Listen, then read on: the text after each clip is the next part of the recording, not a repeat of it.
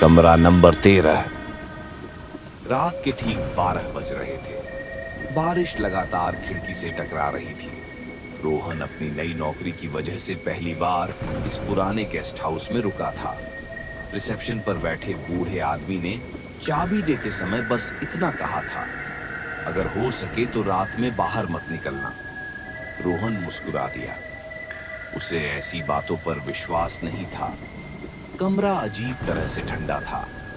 दीवारों पर पुरानी पेंटिंग्स, जिनकी आंखें जैसे उसे ही घूर रही हों। उसने बैग रखा और सोने की कोशिश की, लेकिन आधी रात को अचानक दरवाजे पर दस्तक। रोहन ने मोबाइल देखा। 2:13 सुबह। उसने दरवाजा खोला, लेकिन बाहर कोई नहीं था, बस लंबा सा गलियारा और टिमटिमाती लाइट। दरवाजा बंद करके जैसे ही वह पलटा, आईने में किसी और की परछाई थी। रोहन का दिल जोर से धड़कने लगा। उसने पीछे मुड़कर देखा, कमरा खाली।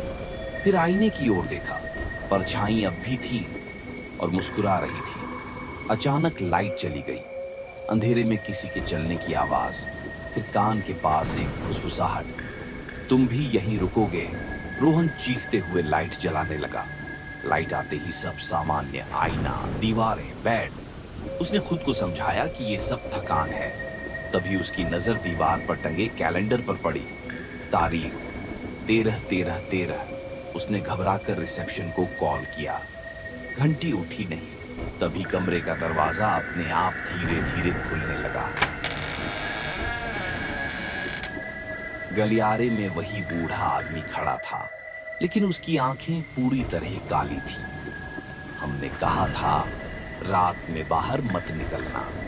उसकी आवाज अब इंसानी नहीं लग रही थी। रोहन पीछे हटने लगा, लेकिन जमीन पर कुछ था। कमरा नंबर 13 में रुकने वाले लोगों की तस्वीरें।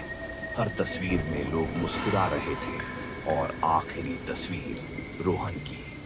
उस पल उसे एहसास हुआ, ये गेस्ट हाउस नहीं, कैद खाना था। लाइट फिर से चली गई। सुबह जब पुलिस पहुंची, कमरा खाली था। बस दीवार पर एक नई तस्वीर लगी थी, कमरा नंबर 13 का नया मेहमान।